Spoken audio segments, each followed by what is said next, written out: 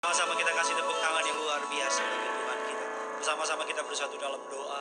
Bapa dalam surga, dalam nama Tuhan kami, Yesus Kristus.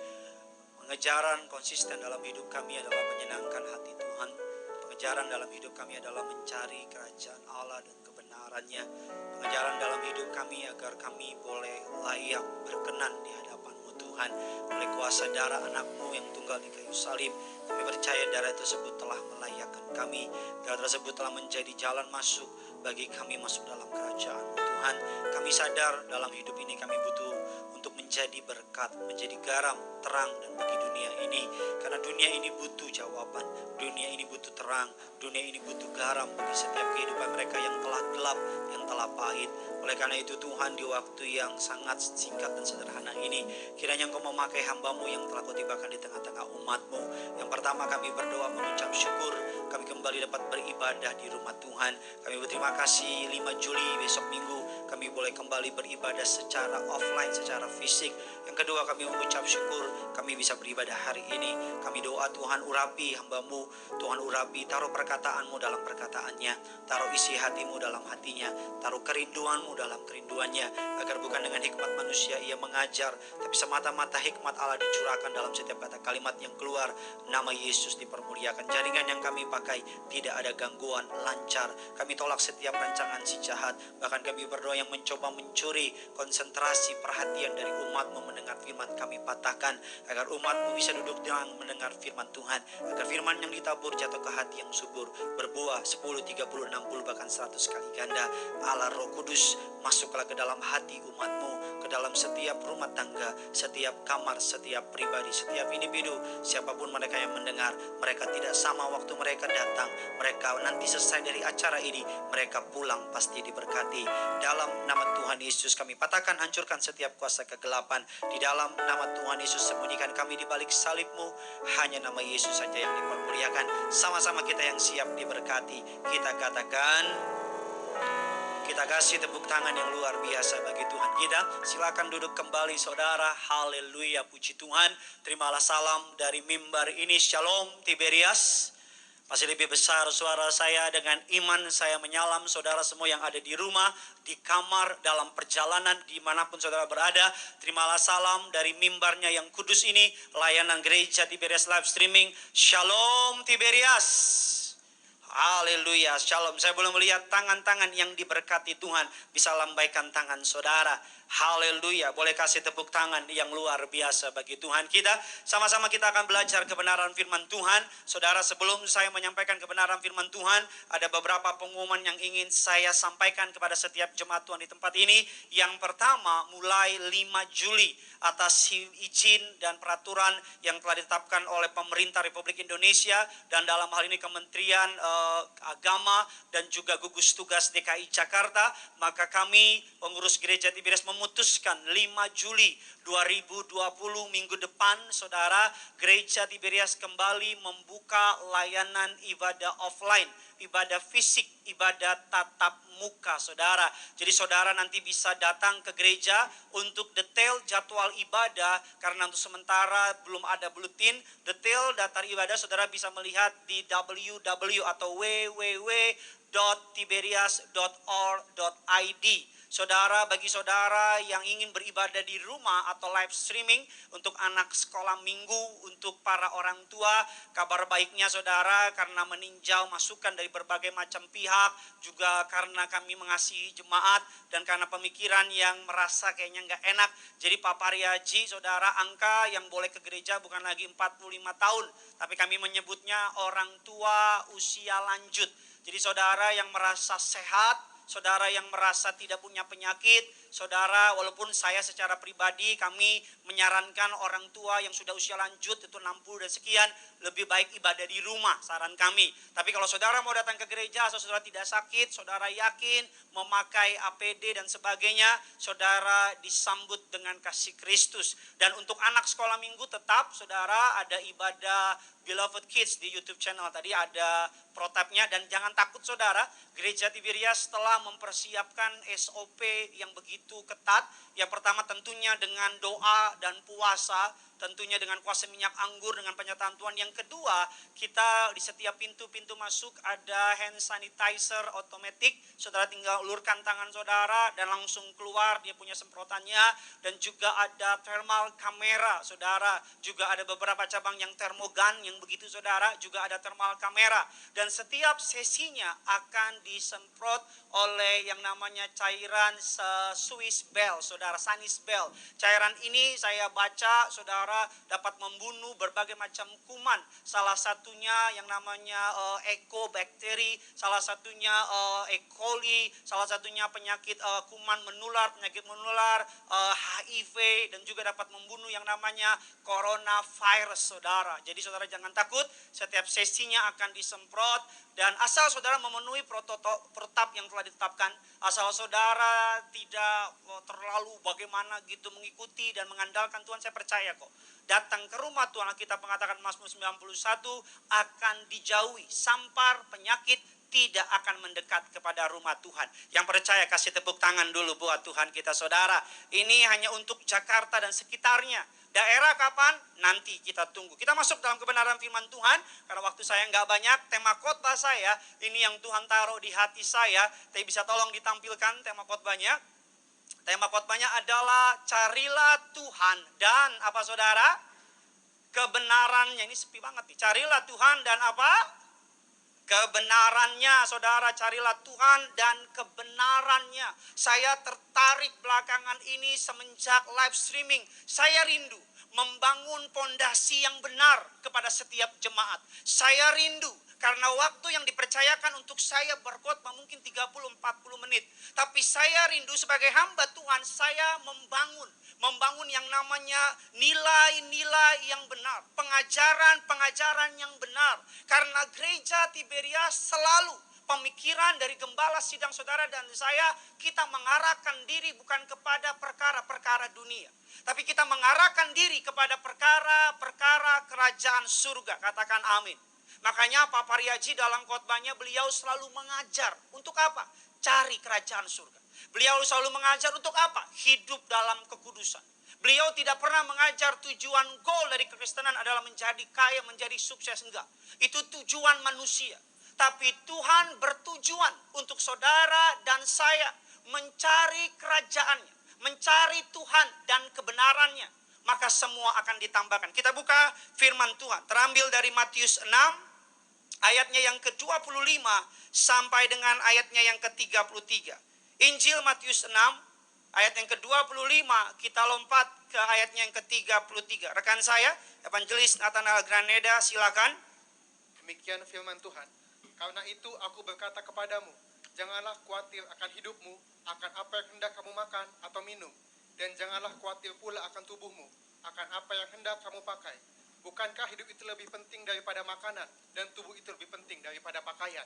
Ayat 33, tetapi carilah dahulu kerajaan Allah dan kebenarannya, maka apa? Semuanya itu akan ditambahkan kepadamu. Alkitab mengatakan, saudara, ayat yang ke-25, karena itu aku berkata kepadamu, janganlah khawatir akan hidupmu, akan apa yang hendak kamu makan atau minum. Janganlah khawatir pula akan tubuhmu, akan apa yang hendak kamu pakai. Bukankah hidup itu lebih penting? Sama-sama bilang sama saya, hidup saya lebih penting. Penting daripada makanan dan tubuh itu lebih penting daripada apa, saudara? Daripada pakaian. Dilompat di ayat yang ke-33, ini ayat yang seluruh orang Kristen tahu. Tetapi carilah dahulu apa? Kerajaan Allah dan kebenarannya. Maka semuanya itu akan apa, saudara? Ditambahkan kepadamu. Suatu hari ada sebuah kerajaan mengadakan lomba menghias kereta kuda. Lomba menghias kereta kuda. Seluruh orang yang punya kuda di seluruh kerajaan mereka sukacita. Karena mereka akan pemenang dari lomba menghias kereta kuda akan diangkat oleh raja untuk menjadi penunggang kuda pribadinya. Untuk mengendarai kereta kuda raja.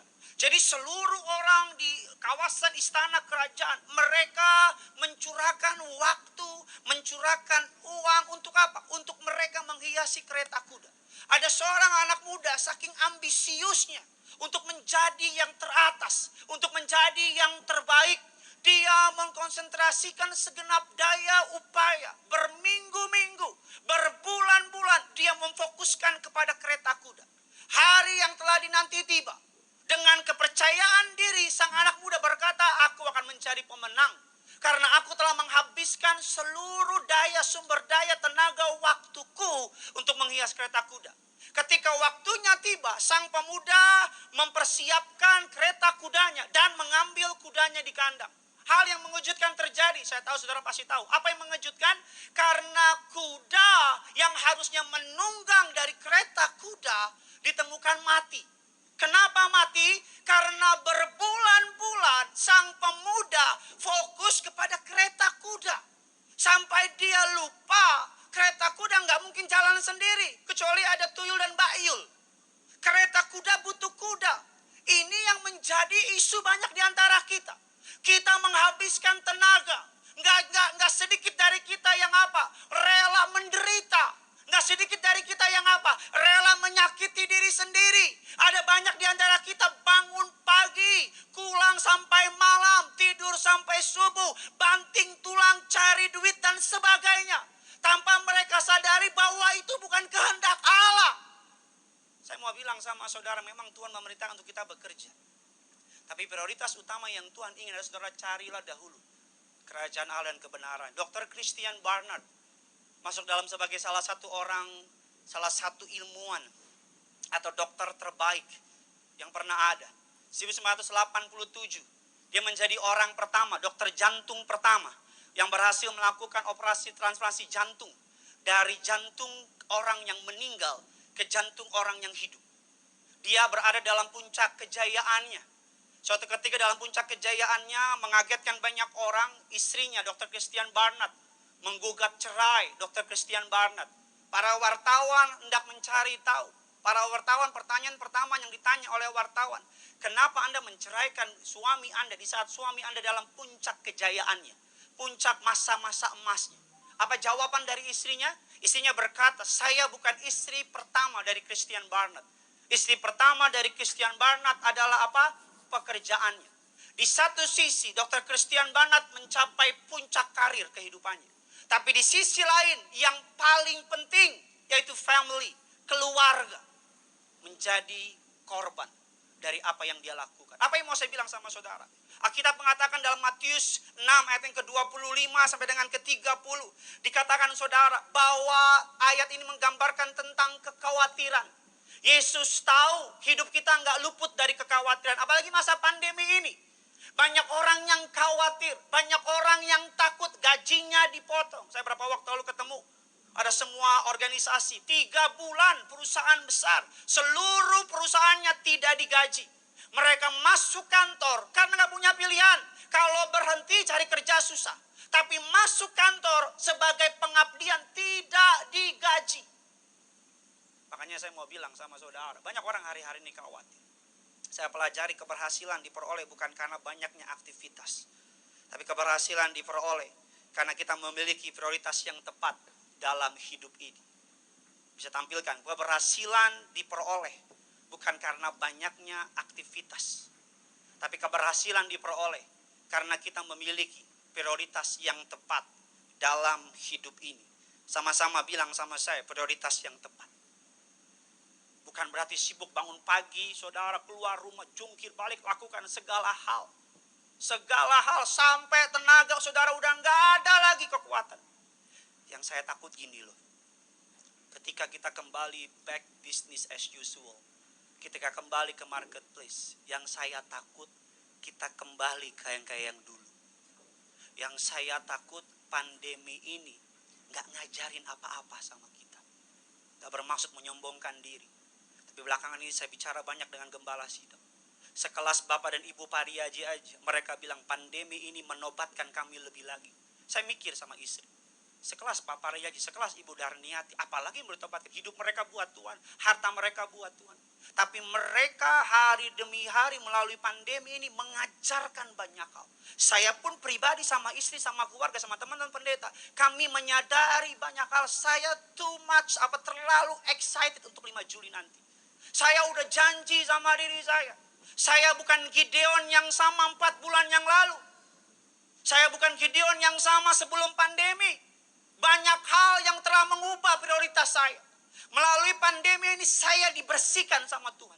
Tuhan meluruskan jalan kembali. Tuhan kembali menyadarkan buat apa melayani tapi hatimu tertuju kepada keuntungan. Buat apa dari pagi sampai malam kelihatan melayani tapi hatimu jauh dari Tuhan. Buat apa dipuji banyak orang tapi Tuhan tidak berkenan sama pelayananmu. Buat apa? Bagi saya, bagi banyak orang mungkin kau tidak dikenal, tapi surga mengenal engkau. Bagi banyak orang mungkin kau bukan orang yang hebat, tapi di mata Tuhan engkau orang yang hebat. Karena bukan penilaian manusia yang perlu kita cari, tapi penilaian dari kerajaan surga. Saya selalu bilang sama saudara, bagaimana untuk saudara dan saya terhindar dari kekhawatiran. Saya masuk dalam inti khotbah saya. Yang pertama, untuk saudara dan saya terhindar dari kekhawatiran. Ketika kekhawatiran menyerang, saya pelajari orang khawatir karena mereka tahu di masa depan ada potensi kerugian. Orang khawatir karena mereka tahu di masa depan ada potensi ancaman. Potensi kerugian mengenai pemasukan. Potensi ancaman mengenai kesehatan. Kenapa orang khawatir? Saya pelajari karena mereka takut dengan masa depan. Kenapa orang bisa khawatir? Bahkan orang yang paling beriman sekalipun bisa tiba-tiba ketakutan akan masa depan. Bahkan orang yang berteriak di mimbar sekalipun, orang yang melayani sekalipun bisa suatu ketika diserang sama kekhawatiran. Bagaimana caranya? Ambil pulpen saudara, ambil catatan saudara. Yang pertama, untuk saudara dan saya tidak diserang oleh kekhawatiran. Bagaimana ketika kekhawatiran menyerang kita? Apa yang harus kita lakukan? Saya suka sekali ayatnya yang ke-33. Tolong dibacakan, silakan. Tetapi carilah dahulu kerajaan Allah dan kebenarannya. Stop. Apa yang harus kita lakukan ketika kekhawatiran menyerang kita? Yang pertama dikatakan, poin yang pertama, carilah dahulu. Sama-sama bilang sama saya, carilah dahulu. Sama-sama bilang sama saya, prioritas saya harus benar. Sama-sama bilang sama saya, tujuan saya harus tepat. Amin saudara. Dalam Kejadian, kita lihat firman Tuhan, Lukas 18 ayat 19-30. Kata Yesus kepada mereka, aku berkata kepadamu, sesungguhnya setiap orang yang karena kerajaan Allah meninggalkan rumahnya, istrinya, atau saudaranya, orang tua atau anak-anaknya akan menerima kembali lipat kali ganda pada masa ini juga. Pada zaman yang akan datang, ia akan menerima hidup yang kekal. Dalam Kejadian 1 ayat yang ke-1 dikatakan demikian. Pada mulanya Allah. Prinsip ini bisa kita pakai dalam pekerjaan kita. Dalam bisnis kita. Dalam rumah tangga kita. Apa prinsipnya? Pada mulanya Allah. Kejadian 1 ayat 1 dibuka dengan kalimat. Pada mulanya apa? Allah. Jadi ketika saudara berbisnis, ingat prinsip ini. Pada mulanya Allah. Ketika saudara membangun rumah tangga, ingat prinsip ini. Pada mulanya Allah. Ketika saudara membangun karir, ingat Allah. Kejadian 1 ayat 1 dibuka dengan kalimat pada mulanya. In the beginning. Pada mulanya.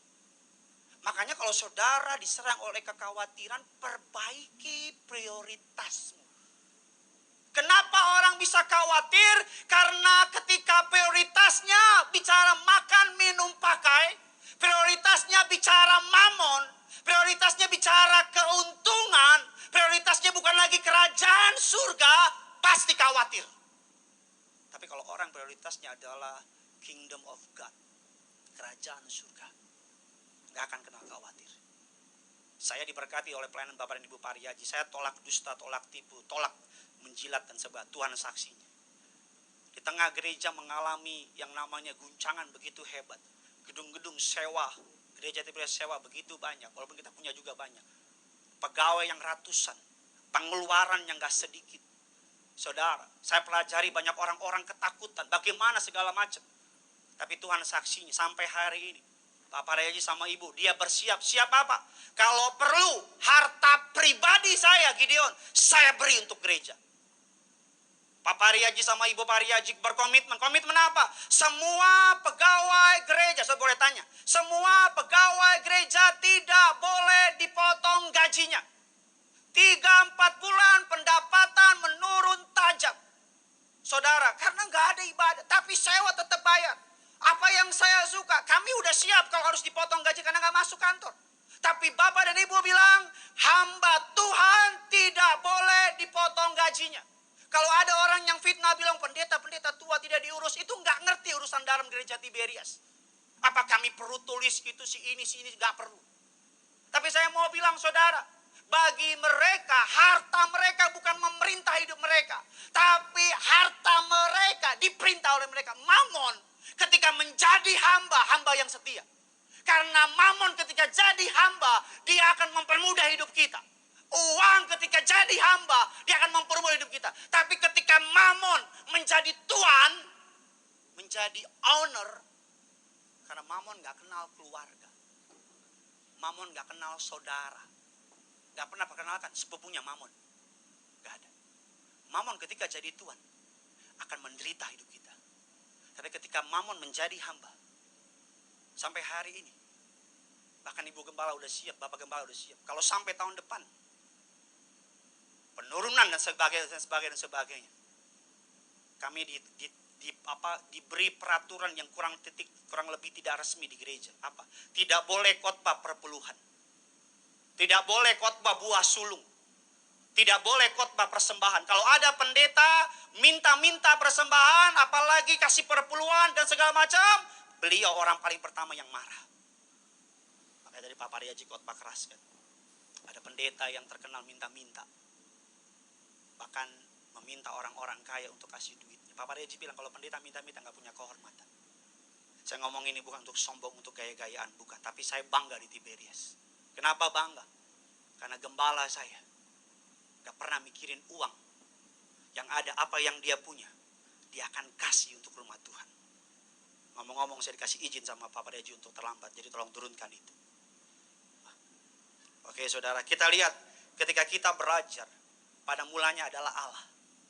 Kita katakan pada mulanya adalah Allah.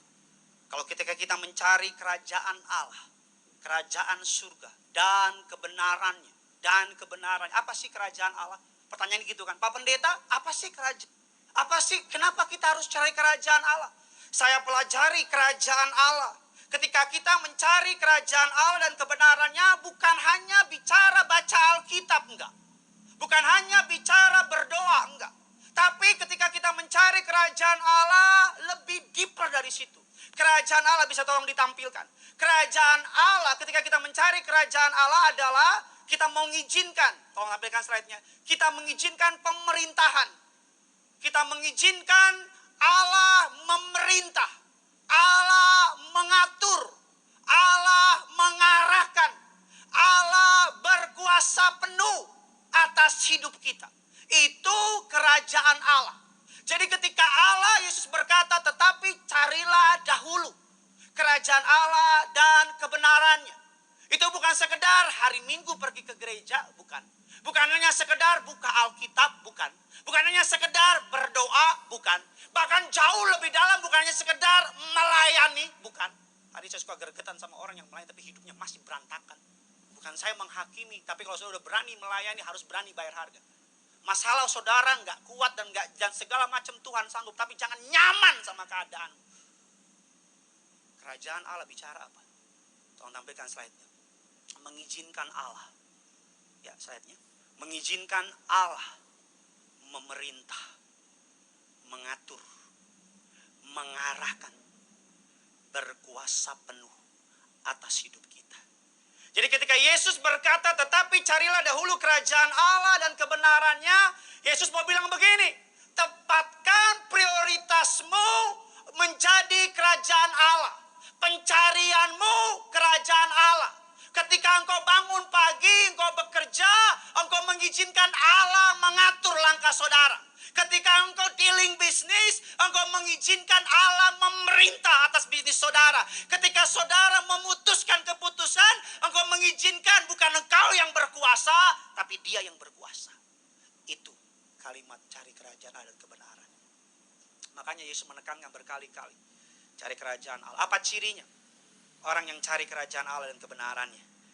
Yang pertama, orang yang punya prioritas hidupnya ialah kerajaan Allah. akan terlihat jelas. Yang pertama apa? Orang yang mencari kerajaan Allah dan kebenaran, ciri yang pertama, kemana sebagian waktunya digunakan. Kalau orang prioritasnya adalah kerajaan Allah, ketika kita melihat satu hari kehidupan, kita akan menemukan jam doa di sana. Kita akan menemukan pujian penyembahan di sana. Kita akan menemukan pembacaan Alkitab di sana. Kita akan menemukan perenungan firman Tuhan di sana. Tapi kalau ada orang bilang prioritas saya kerajaan surga, kalau ada orang ngomong saya melayani Tuhan, tapi 24 jam waktunya nggak pernah buka Alkitab, nggak pernah berdoa, nggak pernah merenungkan firman, malas menyembah Tuhan, saya beri nama orang munafik dia. Orang yang punya prioritas kerajaan Allah, sebagian waktunya digunakan untuk apa? Akan kelihatan. Kalau orang prioritas kerajaan Allah, kita ikutin di 24 jam. Kita akan menemukan ada jam doa di sana. Kita akan menemukan pembacaan Alkitab di sana. Perenungan firman. Kita akan menemukan dia perjamuan kudus pakai minyak dan sebagainya. Yang kedua, orang yang prioritasnya kerajaan Allah. Dikatakan apa? Untuk apa sebagian besar uang yang ia miliki? Istri saya cerita sama saya berapa waktu yang lalu. Dia bilang, sayang semenjak aku punya gini, melahirkan gini, aku sampai lupa beli baju baru. Saya bilang, bagus. Gitu. Dia sampai lupa beli baju baru. Kenapa? Karena setiap kali pergi ke mall, otak dia nggak pergi lagi ke Zara, ke Debenhams, ke Ramayana, Pojok Busana kalau ada. Kalau dia ke Senayan, kalau dia ke mall, yang dia cari apa? Mama peduli. Mother care. Yang harganya mama tidak peduli. Iya saudara, yang tiap hari dia pikirin apa? Uang yang saya kasih sama dia, saya kasih istri saya setiap bulan $1 juta. Orang kaya. Orang kaya, jangan cemburu. Saya kasih bulanan sama istri saya. Istri saya punya penghasilan sendiri. Mayoritas uang yang dihabiskan untuk anak kita. Anak saya bukan anak saudara. Untuk Genesaret, Benyamin, Simanjun. Uang yang dia pakai untuk anaknya. Kalau saudara bilang prioritas modal kerajaan surga, pasti. Kalau saudara akhir bulan bikin pembukuan, uangmu kemana? Akan diketemukan di situ tuh. Nolong orang miskin, nolong keluarga yang kekurangan, akan ditemukan di situ tuh. Kasih buat si ini, kasih buat si ini, gitu. Gak usah kasih pendeta, pendeta dipelihara Tuhan, dipelihara Tuhan. Akan temukan di pembukuan. Tapi kalau orang prioritasnya dunia, ketika pembukuan, ditemukan apa? Jalan-jalan, makan, minum, pakai. Yang ketiga, kalau orang prioritasnya kerajaan surga, apa yang selalu menjadi pembahasan atau perhatiannya? Saya punya teman baru pacaran waktu saya zaman kuliah sama gadis impiannya. Saya ketemu dia setiap hari selama 3-4 bulan. Saudara mau tahu apa yang dia bahas sama saya? Pacarnya, betul. Gak mungkin Pak RT-nya. Dia selalu bahas pacar saya baru potong rambut segini. Pacar saya baru kirim SMS tuh kan sweet banget kan. Padahal saya lihat gak ada sweet-sweetnya. Begini. Orang kalau prioritasnya kerajaan surga, pembahasan atau perhatiannya akan kelihatan. Kalau orang prioritas kerajaan surga, ketika kita ketemu sama dia, kita akan ketemu sama dia. Dikit-dikit dia akan bahas Yesus. Dikit-dikit dia akan ceritakan kebaikan Yesus. Kalau saudara lihat Instagramnya, akan ada yang namanya pembahasan firman. Kalau saudara cari hari Minggu, gak jauh-jauh, pasti gereja. Kalau saudara lihat, saudara apa yang menjadi kerinduannya, pembahasan dia. Saudara kalau suka sepak bola, kan Liverpool baru juara 30 tahun akhirnya juara. Ya kan, The Reds 30 tahun 1 piala, Manchester United 30 tahun 13 piala. Saya pendukung apa? AS Roma, gak ada hubungannya. Orang kalau suka kan itu. Yang terakhir apa? Waktu saya gak banyak. Apa yang ia lakukan di waktu luangnya? Orang kalau prioritas kerajaan surga, maaf ya, bapak-bapak kalau lagi stres, kalau lagi libur hari Minggu atau hari Sabtu, dia akan apa saudara? Perbaikin mobilnya. Dia akan apa? Mancing. Dia akan apa? Ibu-ibu belanja. Tapi orang kalau prioritasnya kerajaan surga, di waktu luangnya saudara akan ketemukan dia. Baca Alkitab, cari firman Tuhan. Kita lihat firman Tuhan. Makanya maksudnya apa? Kita akan selalu punya waktu untuk apa yang kita anggap penting. Kita akan selalu punya waktu untuk apa yang kita anggap penting. Saudara dan saya nggak perlu diajarin untuk makan. Saudara tanpa disuruh pasti makan. Karena saudara tahu makan itu penting. Saudara nggak pernah disuruh untuk yang namanya mandi. Mungkin bagi beberapa orang nggak mandi, tapi bagi banyak orang mandi tanpa disuruh pasti mandi. Karena itu penting. Berikutnya, maksudnya apa? Ketika kita menjadikan Tuhan prioritas. Artinya, jadikan Yesus menjadi sesuatu yang paling kamu nantikan. Paling kamu nikmati. Paling bikin kamu susah lepas. Paling gak mikir waktu ngeluarin uang. Paling bikin kamu lupa waktu. Ketika Yesus menjadi prioritas saudara, maka hari Minggu akan menjadi hari kesukaan saudara. Ketika Yesus menjadi prioritas saudara, ketika leader saudara memberi jadwal pelayanan, kau gak akan banyak omong. Karena bagimu pelayanan adalah anugerah, gak peduli sekaya apapun engkau. Ketika engkau melayani, ditaruh di mana aja. Aku akan melayani Tuhan. Orang yang menjadikan Yesus sebagai prioritas, Yesus akan menjadi yang paling dinantikan. Yesus akan menjadi yang paling dinikmati. Yesus akan menjadi yang paling susah dilepas. Paling gak mikir waktu ngeluarin uang. Paling bikin lupa waktu.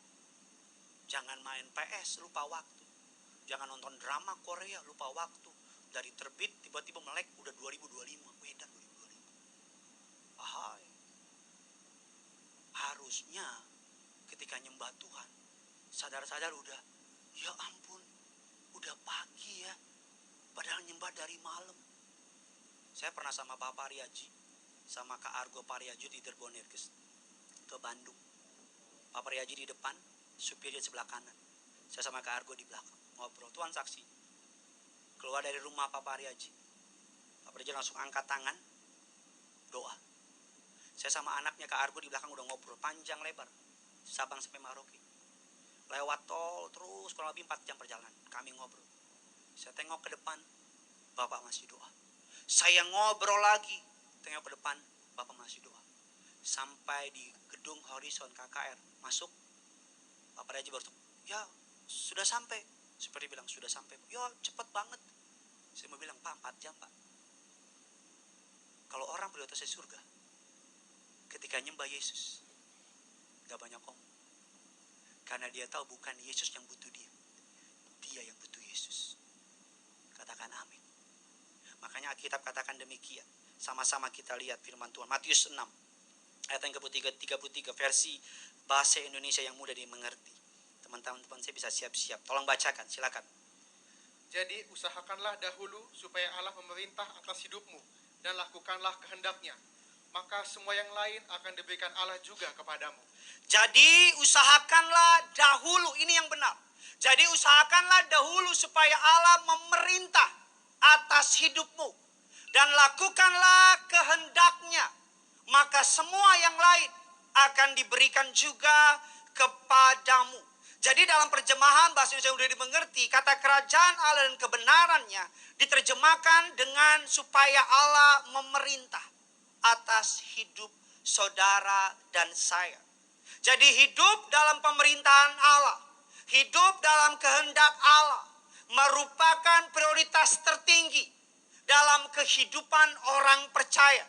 Hal ini harus menjadi pengejaran kita yang paling utama dan paling konsisten. Saya mau bilang sama saudara, lihat ke depan saudara, tolong tampilkan. Saya mau bilang sama saudara, pengejaran akan Allah, pengejaran akan kebenarannya, pengejaran akan kerajaan Allah harus menjadi prioritas tertinggi. Saya mau bilang, kalau saudara orang kaya tapi engkau gak cari kerajaan surga, ketika engkau mati pasti neraka. Mohon maaf perkataan saya. Saudara boleh badanmu sehat tapi engkau gak cari Tuhan Yesus, ketika engkau mati pasti masuk neraka. Tapi saudara bukan orang kaya, bahkan cenderung kekurangan. Tapi ketika engkau cari kerajaan surga, ketika engkau mati dijemput oleh Tuhan Yesus masuk surga. Saudara boleh badanmu gak sehat-sehat, banyak kelemahan tubuhmu, tapi engkau cari kerajaan surga dan kebenarannya, ketika engkau pulang, Tuhan akan masukkan engkau ke surga. Karena pengejaran kekristenan tidak pernah kekayaan. Tujuan dari kekristenan tidak pernah kejayaan. Tujuan dari kekristenan tidak pernah kemewahan. Tidak pernah. Jadi jangan downgrade kekristenan. Jangan jadikan kekristenan sebagai alat untuk menjadi kekayaan. Kalau saudara baru jadi orang Kristen, tujuan itu wajar. Tapi ketika makin lama makin dewasa rohani. Saya suka sekali terjemahan bahasa Inggrisnya. Dikatakan demikian, so above all, constantly chase after the realm of God's kingdom and the righteousness that precedes him. Then all these less important things will be given to you abundantly. Saya suka sekali dikatakan saudara, all these less important things. Jadi prinsipnya bukan cari Yesus, maka yang penting ditambahin, bukan. Bahasa asing menggunakan kata all these less important. Yang kurang penting. Jadi ketika saudara cari Yesus, itu yang paling penting. Maka yang kurang penting itu apa? Makan, minum, pakai. Tuhan tambahkan. Jadi jangan pikir engkau cari Yesus untuk yang paling penting dapat. Enggak, itu salah. Karena engkau cari Yesus, cari kerajaan Allah, itu yang paling penting. Katakan amin. Maka yang kurang penting akan ditambahkan. Saya ada satu gambaran yang menarik. Bisa tolong. Ketika Anda mengatur jadwal harian, mingguan. Apakah kerajaan Allah dan kebenarannya merupakan prioritas di dalamnya?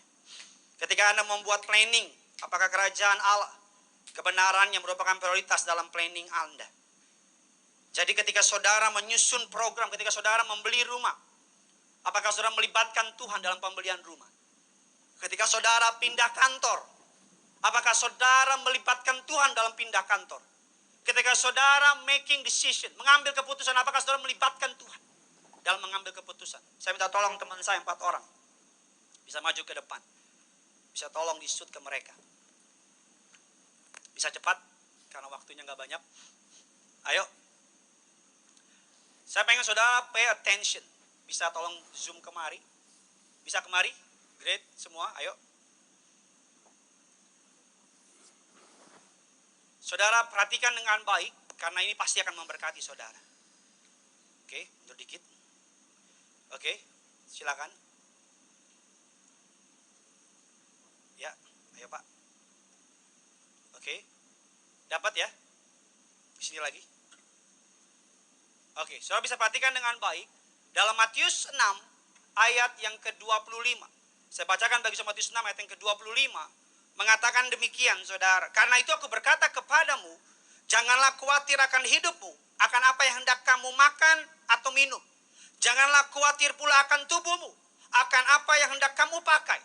Bukankah hidup itu lebih penting daripada makanan, dan tubuh itu lebih penting daripada pakaian? Ayat yang ke-33, tetapi carilah dahulu kerajaan Allah dan kebenarannya, maka semuanya itu akan ditambahkan kepadamu. Silakan. Saudara, hidup ini dalam Matius 6 ayat yang ke-25, hidup ini terdiri dari makan, minum, pakai. Hidup ini.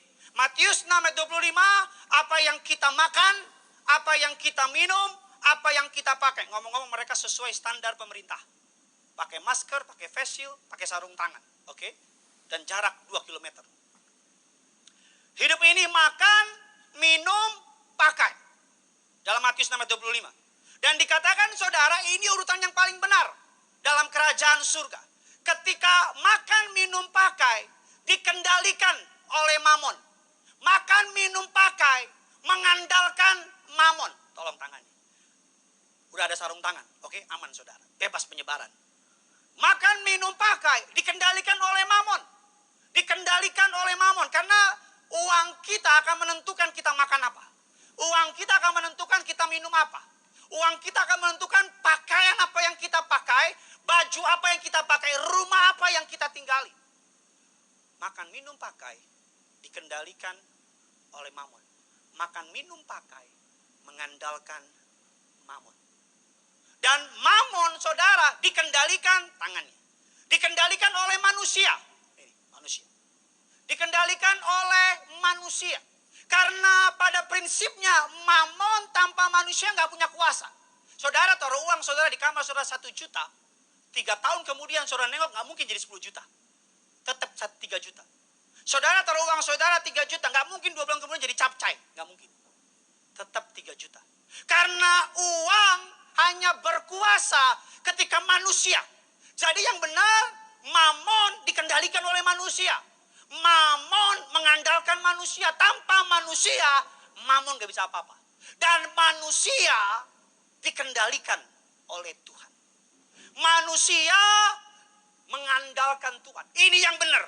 Matius 6 ayat 33. Ketika manusia mengandalkan Tuhan, maka manusia diberi kuasa mengendalikan mamon, diberi kuasa untuk menuntun mamon. Ketika mamon dikendalikan oleh manusia, maka makan minum pakai nggak akan mengkhawatirkan. Yang menjadi permasalahan ketika yang paling ujung disingkirin. Pergi dulu jauh-jauh ke Bali. Bangku posisi Tuhan kosong. Bangku tempat Tuhan kosong.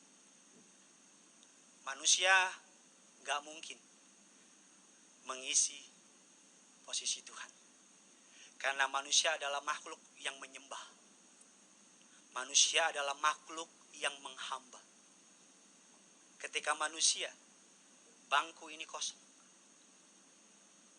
Manusia dengan yang namanya seks, drugs, uang, dan sebagainya. Ketika bangku ini kosong, maka manusia, saudara kita katakan apa? Ketika bangku ini kosong, maka manusia akan mulai apa? Ini gak mungkin bisa kosong, saudara. Gak mungkin. Dalam Injil Matius 12, Alkitab katakan ayat yang ke-46. Perumpamaan mengenai rumah yang kosong. Ada rumah yang kosong, tertata, rapi, bersih. Iblis kembali dari yang namanya padang gurun, semak belukar, lihat rumah kosong. Alkitab katakan apa? Iblis akan bawa 7 orang temannya, gambaran sempurna. Untuk apa? Merusak keadaannya lebih buruk dari sebelumnya. Jadi ketika ini kosong, maka ini akan menjadi kejadian. Alkitab katakan dalam perumpamaan Matius 6, menghamba kepada 2 Tuhan. Kerajaan Allah digambarkan musuh terbesarnya bukan iblis. Tapi kerajaan tidak mungkin kau dapat mengabdi kepada Tuhan. Kau gak bisa mengabdi kepada kerajaan Allah dan kepada mamon. Celakanya mamon dalam Alkitab disebut sebagai tuan kecil. Tuan kecil. Ketika posisi Allah kosong, ketika manusia tidak ada dikendalikan oleh Allah, pelan tapi pasti, mamon akan mengendalikan manusia. Dan manusia akan menjadi budaknya mamon. Maka manusia dikendalikan oleh mamon dan manusia akan muncul kekhawatiran. Apa yang saya makan? Apa yang saya minum Tuhan? Apa yang akan saya pakai? Cicilan, tagihan dan sebagainya akan mulai menakuti saudara.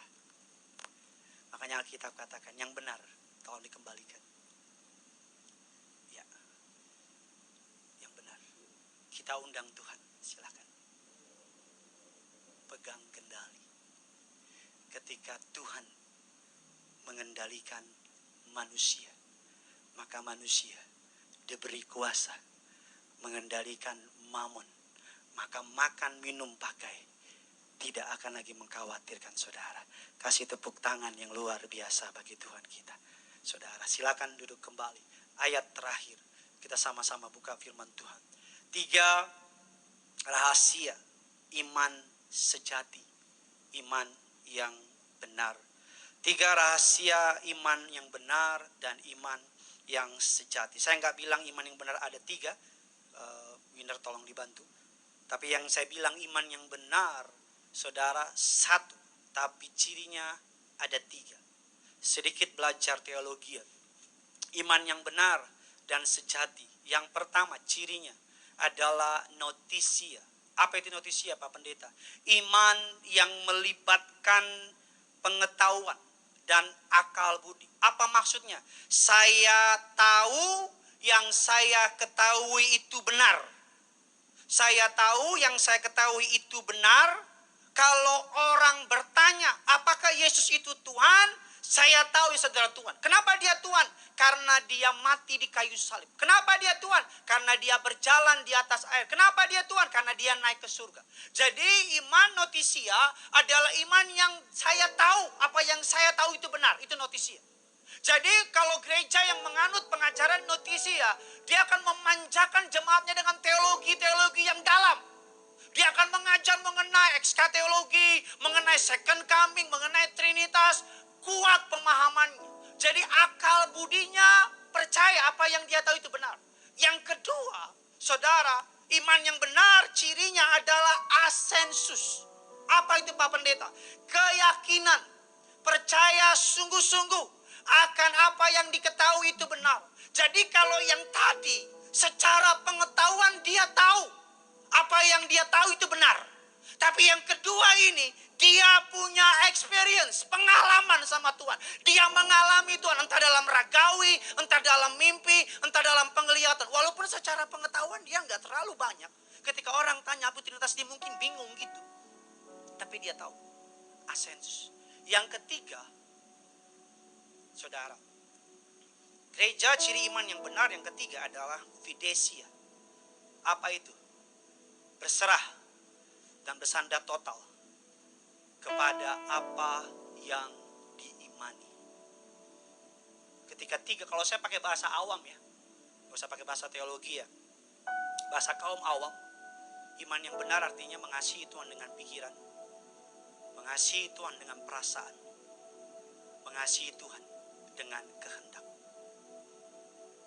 Pikiran, perasaan, kehendak.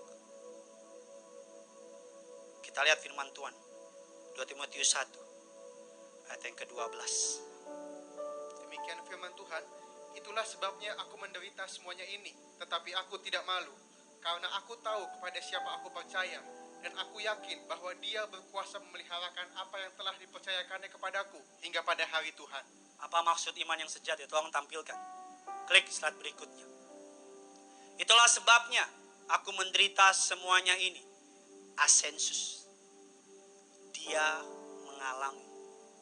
Tetapi aku tidak malu karena aku tahu kepada siapa aku percaya dan aku yakin. Notisia. Dia mengetahui apa yang diketahui itu benar. Bahwa dia berkuasa memelihara apa yang telah dipercayakannya kepadaku hingga pada hari Tuhan. Fidesia. Saya doa agar engkau mengasihi Tuhan dengan pikiran, perkataan, dengan perasaan dan kehendak. Sampai jumpa minggu depan dalam ibadah offline. Tuhan Yesus mengasihi saudara. Kita tutup Alkitab kita. Kita kasih tepuk tangan yang luar biasa bagi Tuhan kita.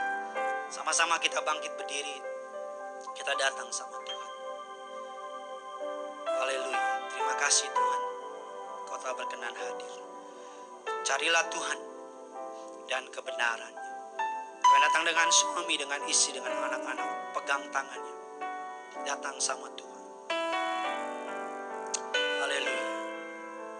Haleluya. Thank you Lord. Thank you Lord. Sama-sama kita datang sama Tuhan. Haleluya. Yesus kau kebenaran yang menyelamatkanku. Kau memberikanku hidup dan pengharapan.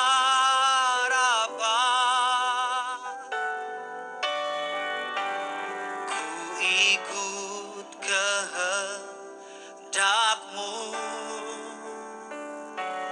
Ku perlu anugerah-Mu.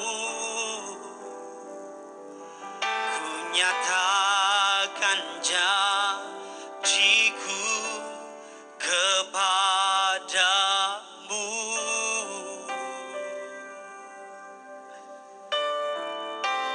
Kalau ku hidup bagimu, hatiku tetap menyembah-Mu. Dunia tak bisa menjauhkanku dari kasih-Mu.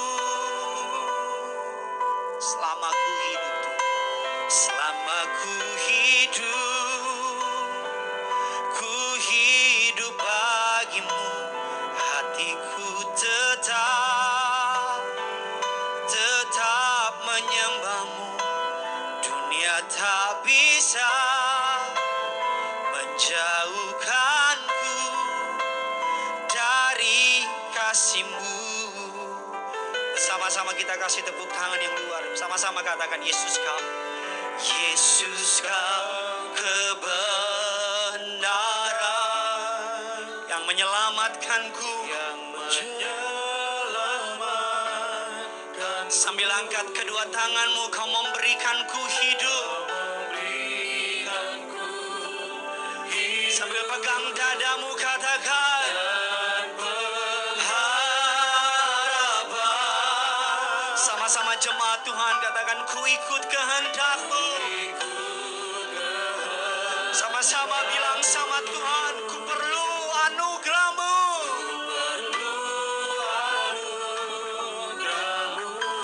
Kami nyatakan janji-Ku.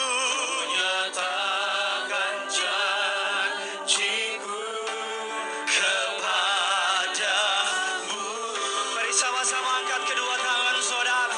Katakan iman percayamu. Kalau ku hidup bagimu. Hatiku tetap menyembahmu. Dunia tak bisa menjauhkanku dari kasih-Mu.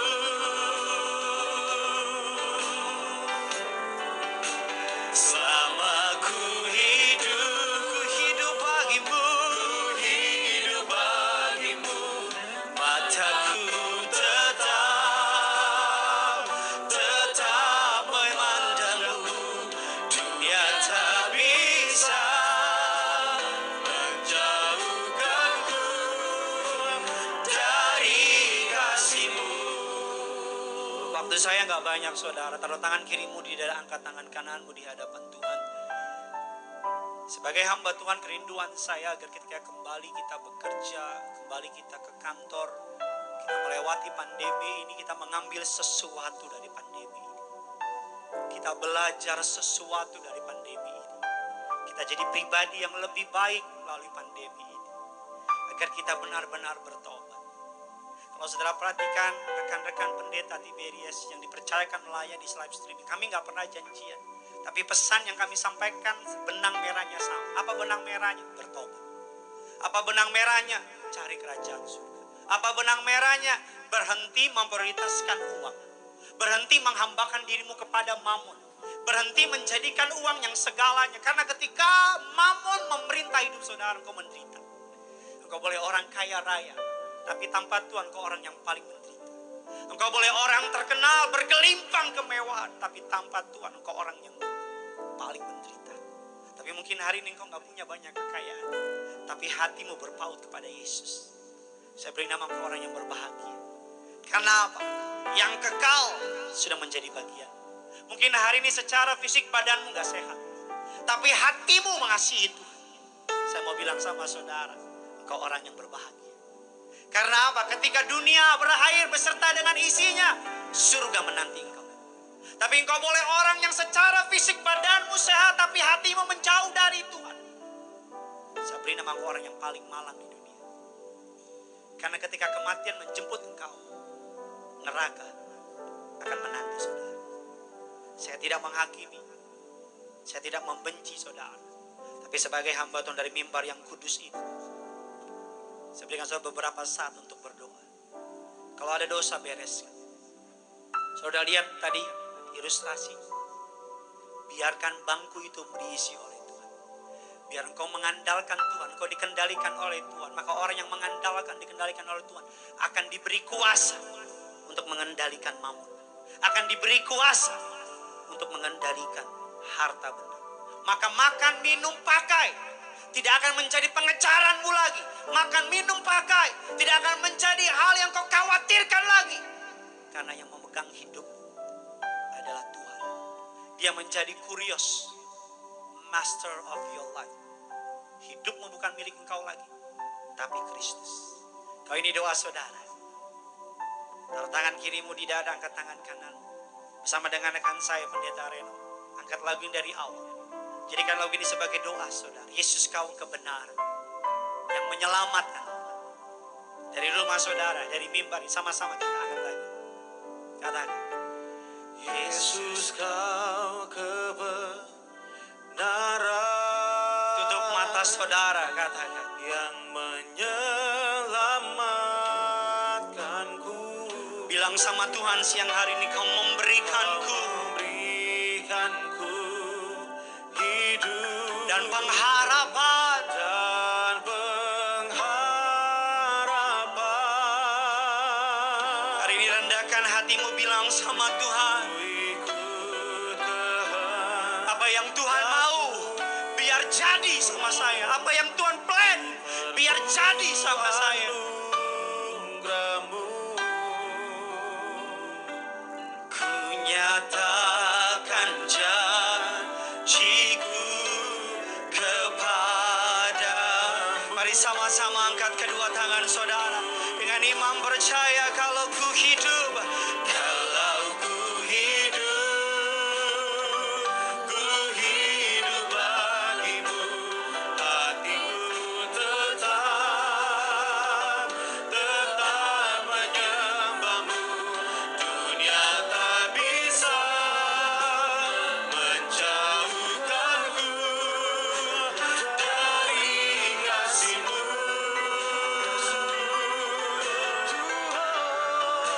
Selama ku hidup bagimu. Mataku tetap memandangmu. Dunia tak bisa menjauhkanku dari kasih-Mu. Kita sama-sama kasih tepuk tangan kemuliaan bagi nama Tuhan Yesus Kristus. Kita kembali bersatu dalam doa Bapa kami dalam kerajaan surga. Di dalam nama Tuhan Yesus Kristus kami bersyukur, berterima kasih buat kembali kebaikan Tuhan, kasih Tuhan yang selalu ada buat kami. Kami bersyukur kembali di siang hari ini kami boleh datang memuji, menyembah, percaya hanya pada Tuhan. Bahkan terlebih lagi kami bersyukur kepadamu Tuhan atas kembali kesempatan yang telah Tuhan beri. Kami boleh beribadah, kami boleh diberkati oleh kebenaran dari firman Tuhan. Kami doa agar kebenaran firman Tuhan yang telah kami terima, yang kami dengar dapat mengubahkan hidup kami, menguatkan iman kami, menuntun setiap langkah kehidupan kami, agar kami semakin hari semakin mendekat sama Tuhan, semakin melekat sama Tuhan. Urapi berkati hamba-Mu Pendeta Gideon Simanjuntak yang telah sampaikan kebenaran firman Tuhan, diberkati bersama dengan istri, bersama dengan putranya, bersama dengan keluarga besar, bersama dengan tim dalam pelayanannya. Dimanapun hamba-Mu melangkah melayani Tuhan, nama Tuhan dipermuliakan, memenangkan banyak jiwa-jiwa untuk hormat dan kemuliaan nama Tuhan Yesus. Kami mengucap syukur Tuhan sebelum kami terima yang terbaik saat kami perjamuan kudus tubuh dan darah Tuhan. Sebelum itu kami membawa persembahan kami dengan hati kami mengucap syukur. Bawa persembahan bukan karena kuat gagah hebatnya kami, tapi bawa persembahan karena Tuhan telah terlebih dahulu sungguh mengasihi kami. Ini doa kami, ini persembahan kami yang percaya. Bersama-sama kita katakan amin. Puji nama Tuhan saudara.